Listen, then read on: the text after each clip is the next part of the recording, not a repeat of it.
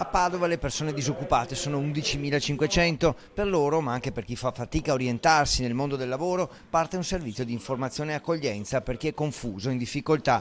Creato all'interno dell'URP, l'Ufficio Relazioni con il Pubblico del Comune, in accordo con la Regione e tramite un'agenzia autorizzata dal Ministero, è un vero e proprio sportello lavoro, dove conoscere le regole, ricevere consigli, favorire la propria ricollocazione professionale. Il servizio affianca quello dei centri per l'impiego e rafforza altre iniziative come l'Ufficio Progetto Giovani. Che accompagna, orienta, dà lettura delle proprie competenze e quindi aiuta a trovare concretamente le possibilità. A volte troppa informazione diventa disinformazione, ti fa sentire come abbandonato in un deserto. Spesso manca l'orientamento, c'è da capire quali sono le opportunità, le proprie competenze e cosa c'è dietro l'angolo. Quindi Padova diventa una delle prime città del Veneto che coglie questa opportunità prevista appunto dalla Regione Veneto e cerca di dare un aiuto che mette in rete le possibilità che ci sono, a partire da quelle comunali, delle politiche attive del lavoro, dei progetti che portiamo avanti.